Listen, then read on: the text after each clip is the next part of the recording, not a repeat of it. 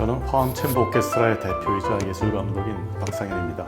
음악 공연을 기획하고 직접 지휘하기도 합니다. 이 일을 시작한 지는 거의 30년이 되었고요. 시작한 이유가 좀 별나긴 했었죠.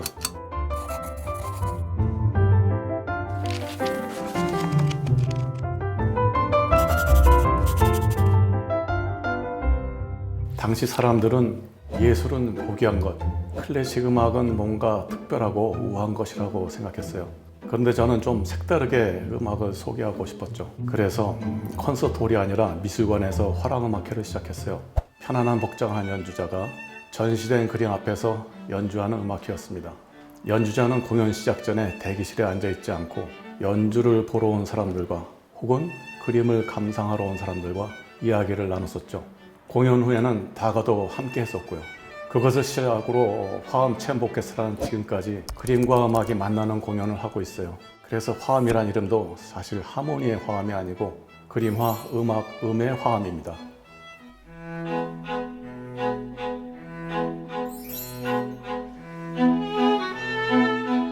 제가 추천해드릴 음악은 지난 여름방학에 어디선가 들어봤을 멜로디란 주제로 열었던 청소년 음악회 곡입니다.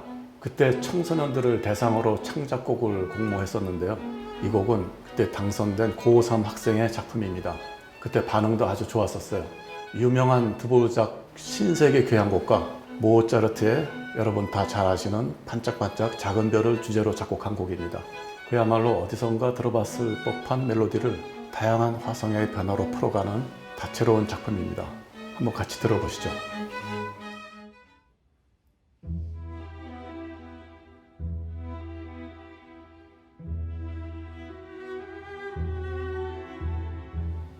네, 드보르작의 유명한 신세계 교향곡의 4악장 단조의 선율로 첼로가 애수를 띠고 노래를 합니다.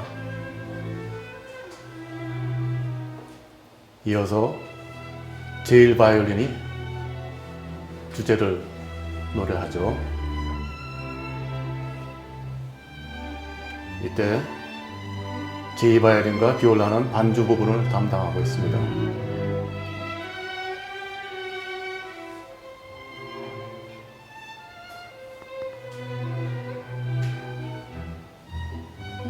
네, 경쾌한 경과부가 나오는데요.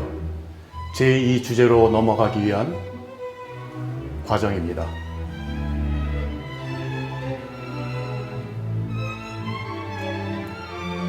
이런 부분들이 작곡가의 역량을 나타내는 부분들이죠.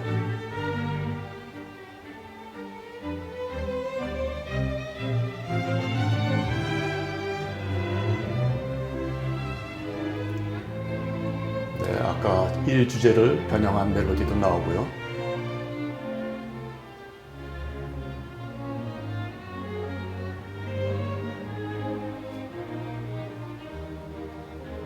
네, 이 주제로 들어가기 위한 분위기를 연출하고 있습니다. 네, 첼로가 반짝반짝 작은 별을 노래하고 있죠.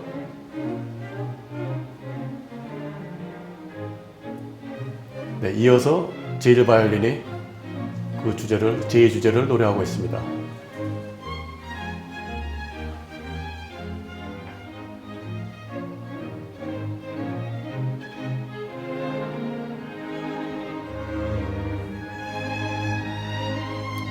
네, 다시 아까 1주제의 노래가 장조로 바뀌면서 이 곡의 부분을 마칠 준비를 하고 있습니다. 점점 작아지면서 마무리를 하죠.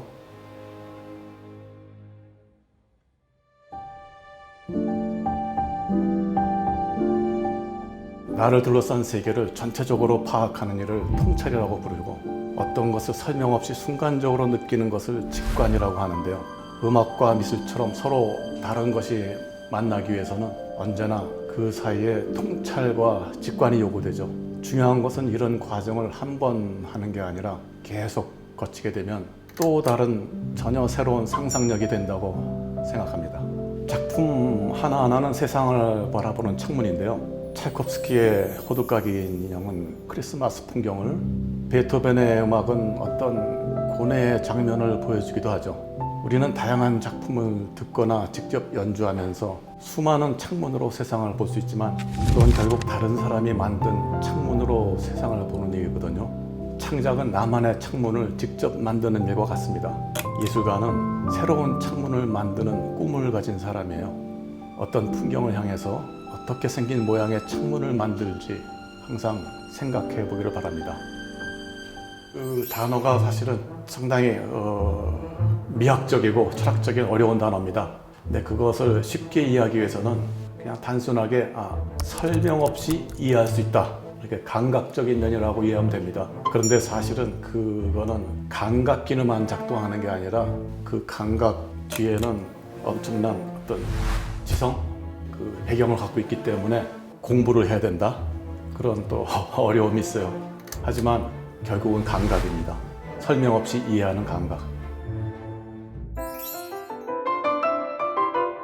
독창적인 컨텐츠와 완성도, 딱 이렇게 한마디로 얘기할 수 있어요. 독창적인 컨텐츠라고 하면은 공연 프로그램인데요. 그 프로그램이 단순히 듣기 좋은 음악을 나열하는 게 아니라 기획 의도가 담겨 있어야 돼요. 그리고 그 기획 의도는 독창적이라야 되고요. 그리고 완성도는 역량과 능력이죠. 기량. 그런데 사실 역량과 기량이 뛰어난다 하더라도 독창적인 컨텐츠가 없으면 단순히 재능에 불과합니다. 그 재능만 갖고는 우리가 예술적 작품이라고 얘기할 수가 없죠.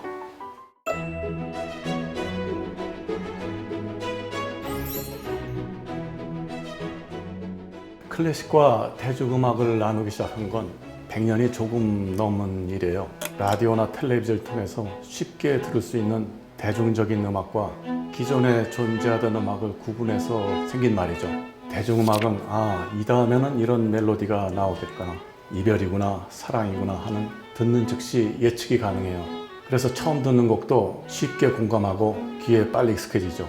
그러나 클래식이라 부르는 음악은 소리들이 촘촘하게 얽혀서 구조를 만들고 작곡자가 어떤 의도를 가지고 만들었는지 듣는 즉시 알아채기가 어려워요. 그러니 당연히 처음엔 모호하고 낯설게 느낄 수밖에 없죠. 항상 대중음악만을 듣는 사람이 클래식을 듣는다면, 그리고 혹시 조금이라도 공감이 된다면 이런 음악도 있구나 하는 새로운 깨달음, 즉 각성이 될 거예요. 그러면서 우리 감성은 확장이 되는 거죠.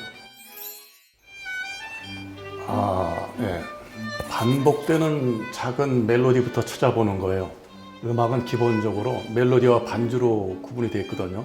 그래서 여러분께서 익숙한 힙합이나 K-팝을 예로 들더라도 멜로디는 따라 부를 수 있는 주제선율, 반주는 그것을 뒷받침하는 다양한 악기 소리라고 할 수 있을 거예요.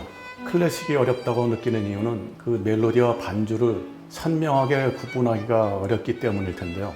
왜냐하면 작품 안에는 반복되는 작은 조각들이 여기저기 존재를 해요. 그것이 어떻게 변화하는지 관심을 갖다 보면 그 곡 안에 있는 다양한 화성과 구조가 있다는 것을 알아챌 수 있죠.